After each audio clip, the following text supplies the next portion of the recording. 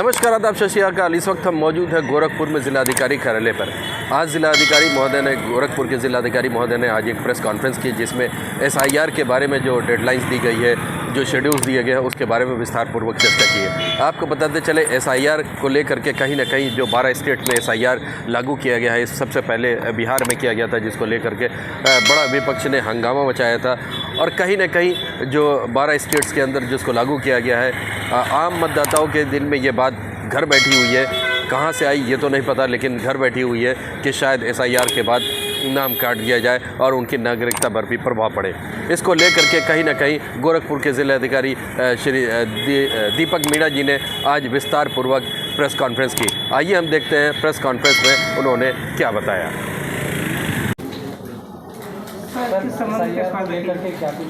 नहीं, देखिए, आज की प्रेस वार्ता आप सभी लोगों को इसलिए बुलाया गया है कि जैसा आप लोग जानते हैं कि एसआईआर जो स्पेशल इंटेंसिव रिवीजन है हमारा 2025 में, वो भारत निर्वाचन आयोग के निर्देशों के क्रम में चल रहा है इस टाइम पे उत्तर प्रदेश में।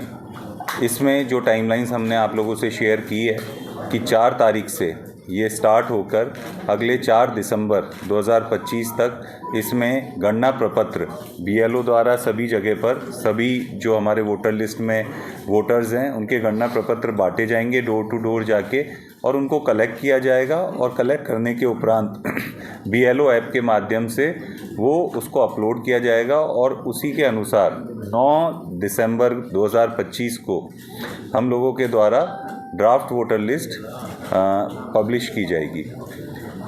इसमें सभी बीएलओज़ को ये स्पष्ट निर्देश दिए गए कि आप सभी के घर जाएं, सभी के गणना प्रपत्र दें और 100% डिस्ट्रीब्यूशन करके और सभी डिटेल्स उसमें भरवा के अच्छे तरीके से और उनकी मदद करके तो इसको टाइमली कलेक्ट करें। इसके अलावा गणना प्रपत्र के अलावा इस समय पे जो हमारे इन्यूमरेशन का पीरियड चल रहा है 4 नवंबर से 4 दिसंबर तक का, उसमें और कोई दस्तावेज़ या और कोई अभिलेख बीएलओ के द्वारा नहीं कलेक्ट होने। इन सब के इन्यूमरेशन फॉर्म के कलेक्शन के बेसिस पे हमारी ड्राफ्ट वोटर लिस्ट हम लोग पब्लिश करेंगे, और उसके उपरांत जो भी दस्तावेज़ की या अभिलेख की कमी किसी वोटर या इलेक्टर को है और उसको देना है, तो उनको प्रॉपर फॉर्मेट में हमारे द्वारा नोटिस जारी होंगे और उनसे उन अभिलेखों की मांग की जाएगी, जो वो अपने क्लेम्स एंड ऑब्जेक्शन पीरियड में फाइल कर सकते हैं, और आगे दावे आपत्तियों का निस्तारण उसी प्रकार किया जाएगा। तो मैं आप लोगों के माध्यम से सभी जनपद वासियों से ये रिक्वेस्ट करता हूँ, अपेक्षा करता हूँ कि अपने बीएलओ से आप तत्काल संपर्क करें। वैसे वो सभी घर पर आएंगे, पर फिर भी हमने सभी बीएलओज़ का साइट पे नाम और डिटेल्स दे रखे हैं। आप उनसे संपर्क करें, आप उनसे कॉल भी रिक्वेस्ट कर सकते हैं, बुक कर सकते हैं कॉल, वो आपसे वापस से कॉल पे बात भी करेंगे, और अपना गणना प्रपत्र लें और जल्दी से जल्दी उसको भर के अपने बीएलओज़ को वापस से सबमिट करें। दस्तावेज भी देने हैं सर? गणना प्रपत्र के साथ जैसे मैंने कहा कि कोई भी इन्यूमरेशन पीरियड में गणना प्रपत्र के अलावा कोई भी दस्तावेज या कोई अभिलेख बीएलओ को नहीं लेना है, ना किसी व्यक्ति को, इलेक्टर को देना है। सर, साइट का नाम बताइए। हमारी जो voters.eci.gov.in हमारी एक साइट है, जिस पे सभी वोटर लिस्ट जो 2003, ये जो स्पेशल इंटेंसिव रिवीजन चल रहा है 2025 में, इससे पिछला एसआईआर हमारा 2003 में हुआ था, जिसमें वो सारी वोटर लिस्ट हमने बीएलओ को दी है। और अगर किसी व्यक्ति को 2003 की वोटर लिस्ट रेफ़र करनी है तो इस साइट जो मैंने बोली है कि voters.eci.gov.in पे जा सकते हैं और वहाँ से भी देख सकते हैं। लोग स्वतंत्र हैं इलेक्टर्स की, वो अपना गणना प्रपत्र भी यहाँ से डायरेक्टली ईसीआई की साइट से डाउनलोड कर सकते हैं और उसको भर भी सकते हैं, अगर वो कहीं बाहर हैं और वहीं से डाउनलोड करना चाहते हैं। और कोशिश करें, बीएलओज़ को ये बोला गया, ऑलरेडी वो मैपिंग का काम कर रहे हैं, पर ज़्यादा से ज़्यादा लोग, जितने लोग हम 2003 की वोटर लिस्ट से लिंक कर पाएंगे, उतने ही कम अभिलेखों की या उतने ही हमारे दस्तावेज़ों की हमें दावे आपत्तियों में ज़रूरत पड़ेगी। अच्छा सर, पोलिंग स्टेशन से अगर मतदाता की दूरी दूर है, एक्सचेंज कराना चाह सकता है, तो ऐसा कोई प्रावधान है? नहीं, ऑलरेडी हमने पॉलिटिकल पार्टीज़ के साथ मीटिंग की है। इस काम के साथ पोलिंग बूथ या पोलिंग स्टेशन के रैशनलाइजेशन का वर्क भी चल रहा है। आपके माध्यम से भी मैं ये कहना चाहूँगा कि अगर कोई भी ऐसा पोलिंग स्टेशन है जिसको आपको लगता है कि उससे बेहतर और मानक पूर्ण करता हुआ उसके विसिनिटी में दूसरा पोलिंग स्टेशन है जहाँ पर बनना चाहिए, वो कोई भी व्यक्ति या पॉलिटिकल पार्टी मतलब वो अपने ऑब्जेक्शन रेज कर सकता है। हम लोग भी सारे पोलिंग स्टेशंस को फिजिकली वेरीफाई कर रहे हैं और जहाँ पे भी वोटर्स और इलेक्टर्स के लिए जो सहूलियत हम दे सकते हैं और उसके लिए हमें मानक अनुसार कहीं चेंजेस करने पड़ेंगे तो हम लोग वो भी चेंजेस करेंगे। सर, लोगों में भ्रांतियां है कि नाम कट जाएगा वोटर लिस्ट से, तो ऐसे लोगों से क्या अपील करना चाहिए? नहीं, देखिए, मेरा सभी लोगों से यह आग्रह है कि आप अगर साइन करके अपना गणना प्रपत्र बेसिक डिटेल लिख के भी भर के दे देंगे तो भी वो काउंट होगा और तो भी उस व्यक्ति का नाम ड्राफ्ट वोटर लिस्ट में आएगा। मेरा सिर्फ इतना कहना है कि जितनी डिटेल के साथ और अच्छे से और पूरा सही भरेंगे उतना आपका क्लेम्स एंड ऑब्जेक्शन में वो फॉर्म नहीं जाएगा।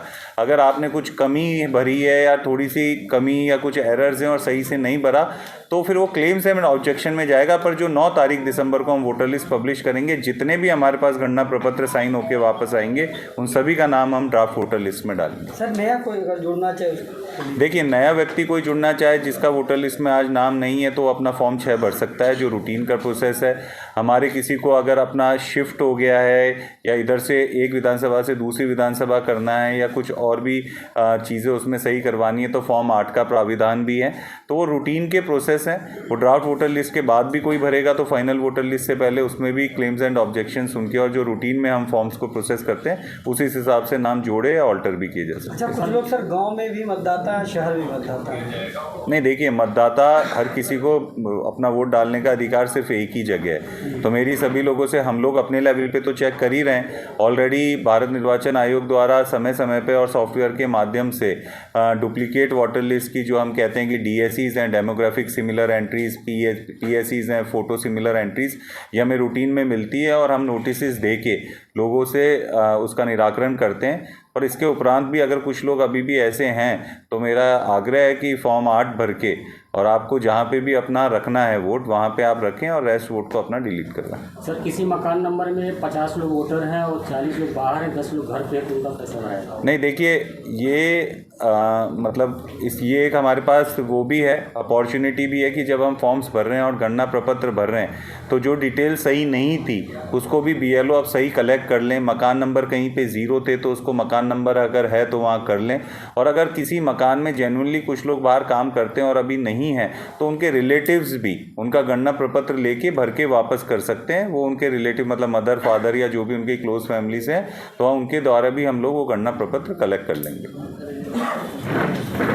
ये थे गोरखपुर के ज़िलाधिकारी दीपक मीणा जी, जो प्रेस से मुखातिब थे और उन्होंने बड़े विस्तार से टाइमलाइन के बारे में बताया, जो SIR होना है उसके बारे में बताया, BLO का क्या रोल होगा उसके बारे में बताया, इलेक्शन कमीशन ऑफ इंडिया का क्या रोल है उसके बारे में बताया, नए मतदाताओं को कैसे जोड़ा जाएगा उसके बारे में बताया। अगर किसी का एक से ज़्यादा जगह पर अगर है नाम है तो उसको एक जगह पर करना ही सही होगा, उसके लिए कौन सा फॉर्म लगेगा, विस्तार पूर्वक बनाया। आप मेरे साथ बने रहिए, SIR पे हम अपडेट देते रहेंगे। जो भी होगा, आपका क्या कहना है कमेंट बॉक्स में ज़रूर लिखें। मैं मोहम्मद यूसुफ, गोरखपुर से।